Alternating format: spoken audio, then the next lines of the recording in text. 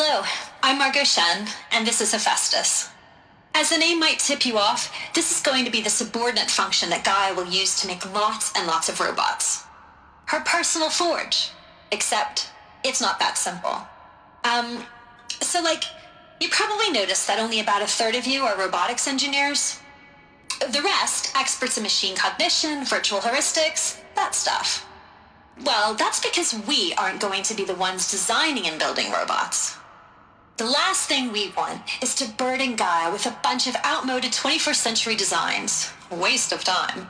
Our purpose is to empower Gaia to build the robots, and not just build, imagine, from scratch. Any robot she needs for any conceivable purpose, designed and fabricated at a snap of a finger. Hers. Her finger. So, Hephaestus isn't really the forge. It's more like the knowledge of craft and ingenuity of a mastersmith to wield the hammer. Encoded as software. Virtual creativity made real. Gaia's already learning. In simulations, she's doing some very creative things with fractal assembly and animal morphologies. Her designs aren't about to win the Liam Prize anytime soon, but hey, everyone has to start somewhere. So, yes, time to get started. Let's do this. I don't get it. Which part? It's a little technical in places. If Gaia was designed to save life, why would the robots it makes attack people? Perhaps it loves some forms of life more than others. The derangement. The machines weren't always so angry. True. Mostly they were docile until 10, 15 years ago. For years, Hephaestus has been forcing cauldrons to make aggressive machines. I've seen it myself, in the cauldrons. Stalkers, Ravagers, a Thunderjaw. How could it do that? And why? Why indeed?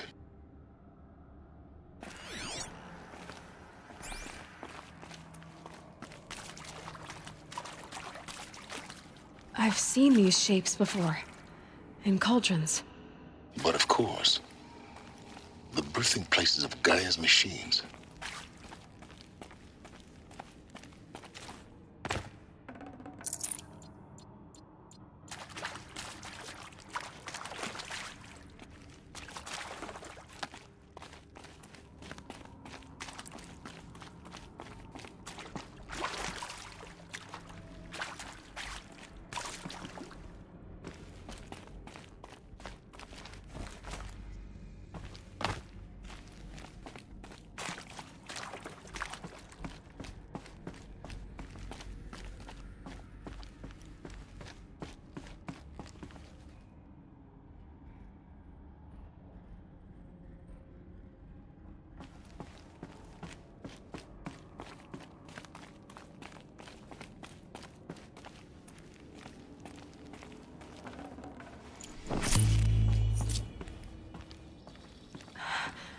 I think this is it. Elizabeth Sobek's office.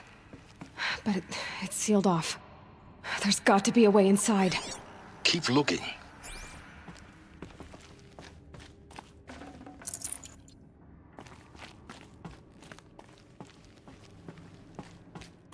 More Eclipse. Careful now.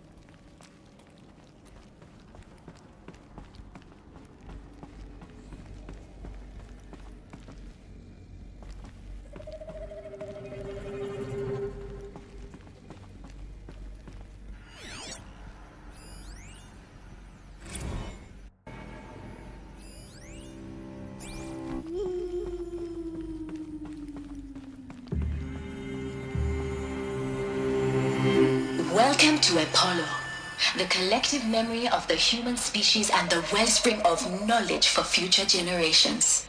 I am Samina Ebaji. Until recently, I was director of the International Collective Memory Institute in New Tehran. As a heritage professional, I devoted my career to the preservation of human knowledge, creative endeavor, and cultural achievement. Apollo is, therefore, the ultimate embodiment of a lifelong passion, albeit under the very worst circumstances imaginable. The challenges before us are immense. Specifically, we will have to design and implement 4 major initiatives simultaneously. First, the construction of data repositories in cradle facilities around the world, ensuring redundancy. Second, the collection and processing of a projected 180 million discrete data entries, 42 zettabytes of data in Mandarin, English, Spanish, and Arabic. Third, the transferal and encoding of all that data onto DNA encapsulated in synthetic fossils. The only medium capacious and durable enough to safeguard it without degradation for the centuries to come. And last, but not least, the development of the holographic interface and gamified curricula, by which future humans will commune with Apollo, progressively unlocking heuristic learning modules, leveling up their knowledge and skills they will need to take control of the terraforming system. That is the future towards which all of our efforts will be directed. Not just the preservation of the past, but the seed for the flourishing of a new tree of knowledge. Welcome, and let us begin.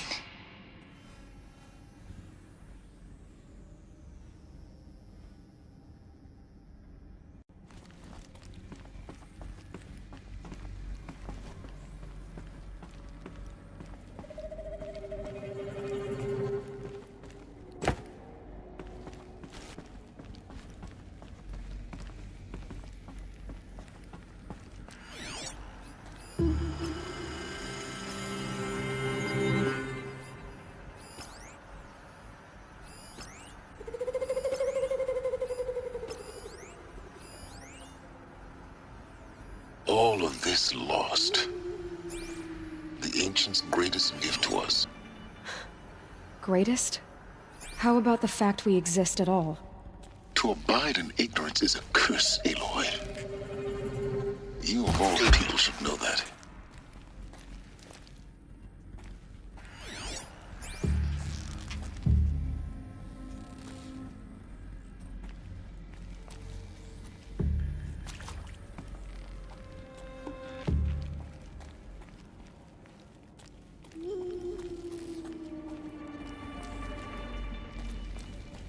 Fight or run.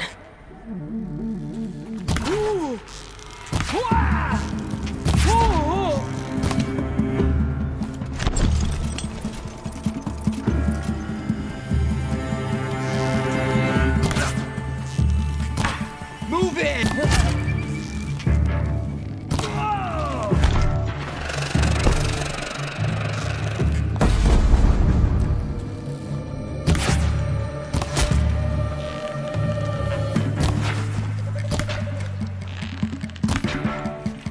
More!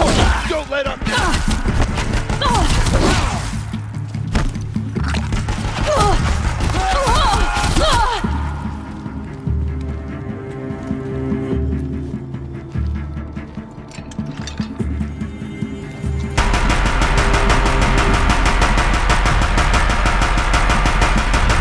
That's the last of them.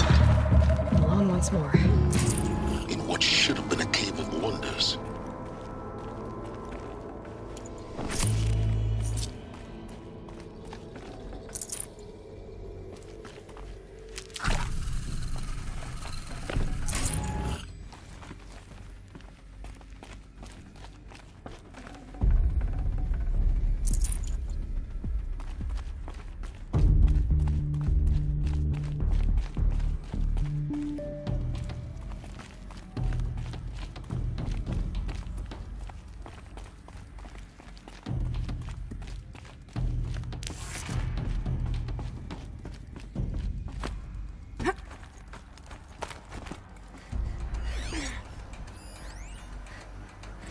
Dr. Sobek, please archive this testimonial in Apollo.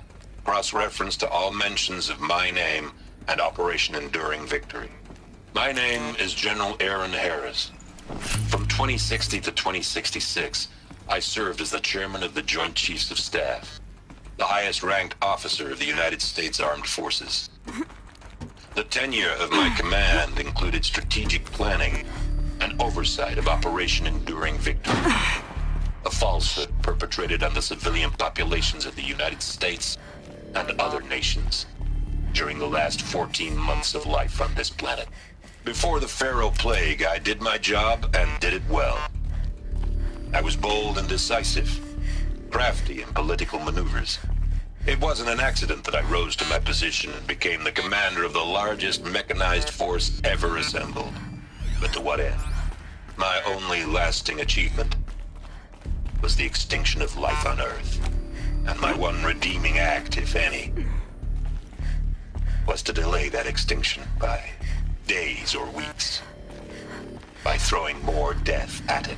It is my hope that there will be no need for men like me in the world to come.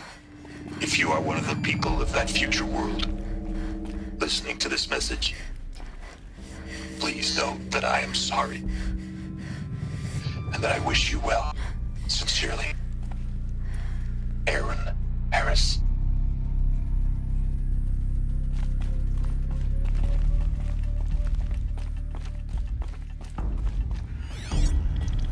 Welcome to Hades, Zero Dawn's extinction failsafe protocol, the ultimate killer app. Now, I know what you're thinking. The purpose of Gaia is to resurrect life. So why give her a subordinate function, only purpose of which is to wipe out life all over again? I mean, what? Just plumb crazy, ain't it? Well, no, it isn't. Reconstituting a biosphere? That's a tall order. Tech smart as Gaia may be, odds are she won't get it right the first time. I mean, imagine you're Gaia 200 years from now and this new biosphere you're growing, it's all gone wrong. Alkalines are skyrocketing, coniferous forests eroding under the lash of superstorms that would have drowned Noah. It's chaos, spinning top that won't stop wobbling. Now what are you gonna do? Release phase 1 organisms into that hot mess? Hope their CO2 and methane can balance out what you got started? Hell no. What you're gonna do, Gaia, is step aside while Hades takes over and does what you're just too darn nurturing and life-loving to do, which is burn that misbegotten mess of a biosphere to the ground so Gaia can start over. Okay, not burn, more like reverse terraforming operations and suffocate it. But you get the idea.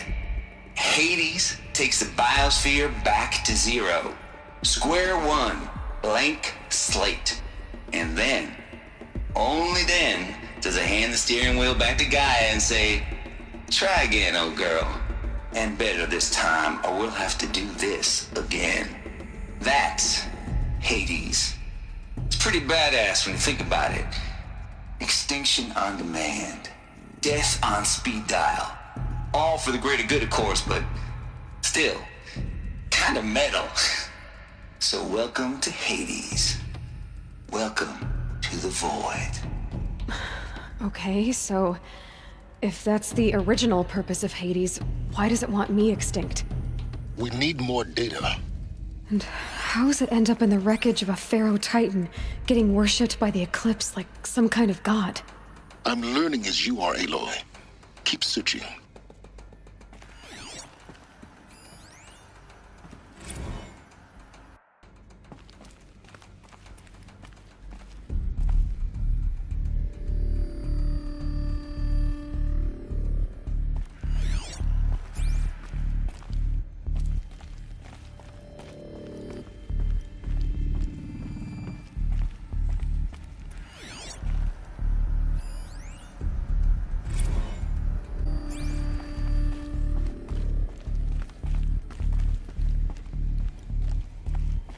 Looks like the only way onwards.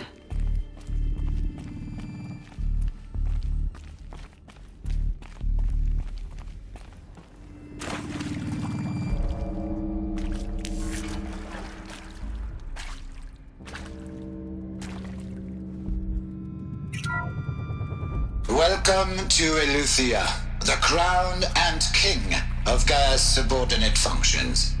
For it is by Eleuthia that the human race will continue to exist. I am Patrick Brochard-Klein, the Alpha in charge of this program. Now let one thing be perfectly clear from the outset. Eleuthia is not a genetic engineering project. Our goal is to preserve the human genome, not alter it. A snapshot of human genetic diversity, literally frozen in time. The genetic quintessence of our species, unmodified.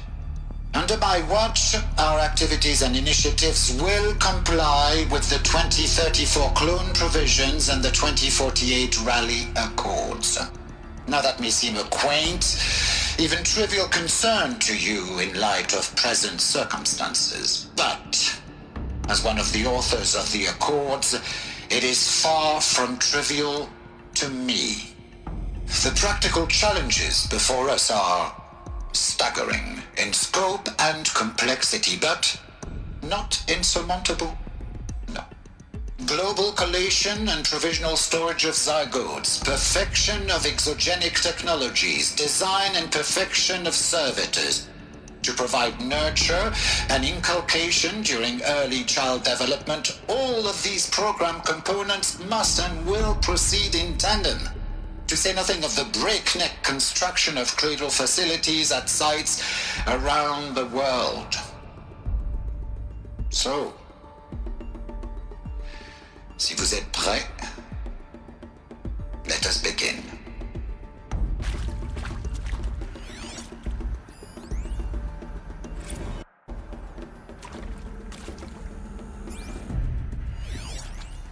Are these what I think they are? Artificial wombs. Machines to spawn a new generation of human beings.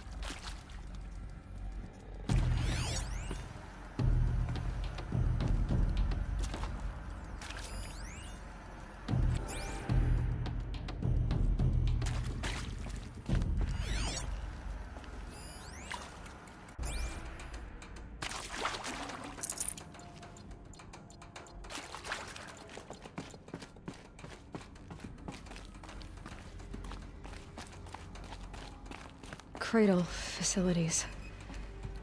Elizabeth said a new generation of humans would be spawned inside such places. She did. All Mother Mountain. It was one of them? There's only one way to be sure. The hatch wouldn't open. Something about a corrupted Alpha registry. I need to search Elizabeth's office.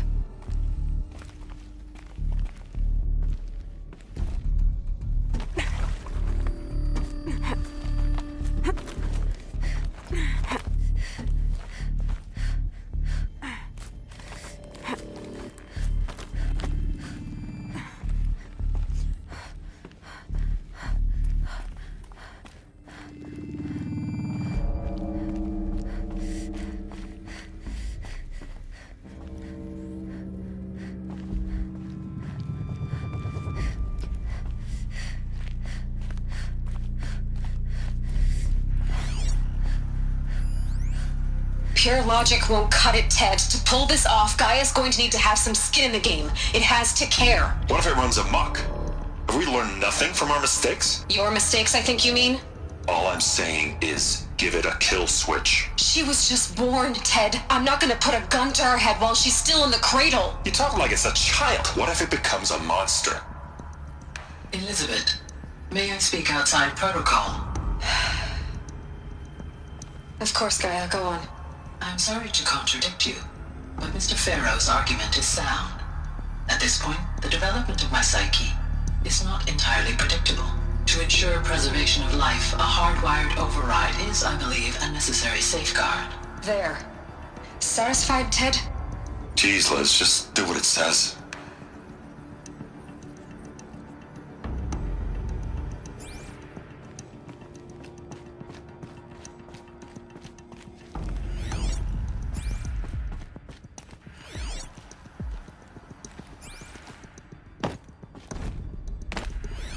looks like it used to hold something.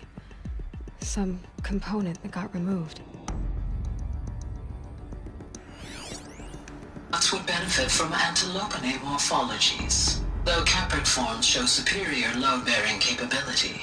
You're a quick study, Gaia. Dr. Sobek, as I have conducted this comparative analysis of mammalian morphologies, I've gathered extensive data on the quaternary extinction event. Oh? And your assessment? Gaia? Logically speaking, the extinction was a natural consequence. And yet, I find the loss of megafaunal species unaccountably sad. That they passed forever into oblivion causes me to experience a grief that is difficult to describe. Am I malfunctioning? no, Gaia, you're not. This is good. It's very good.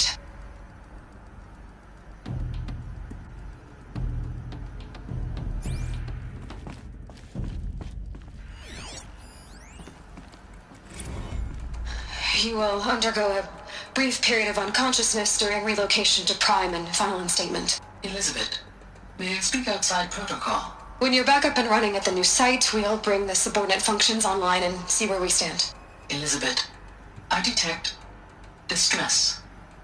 Are you all right? I'm fine. I realize that circumstances compel us to launch earlier than we hoped, but all subsystems are operational. The odds stand in our favor. But what if... Gaia, there's nothing left out there. You can't even survive unless you're wearing an environmental suit. There are billions dead, in fear and agony. What if it was all for nothing? Elizabeth, extinction was inevitable. Thanks to you, life will have a future. You really believe that? I believe in you, Elizabeth.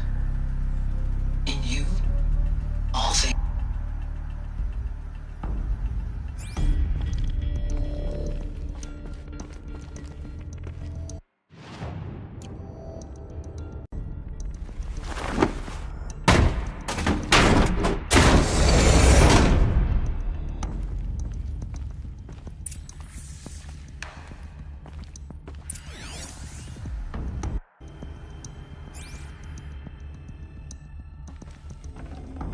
This'll come in handy.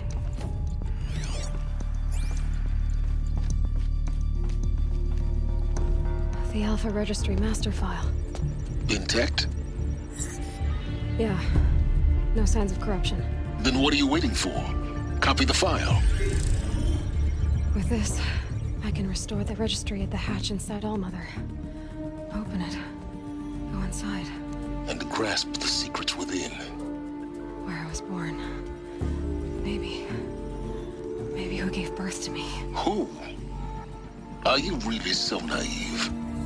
There will be no who waiting for you there, Aloy. Whatever birthed you into the world was a what, not a who. You bastard. Oh no, I had a legitimate birth. It's you, Aloy, who are the creation of a machine. But what kind of machine and why? Why were you created?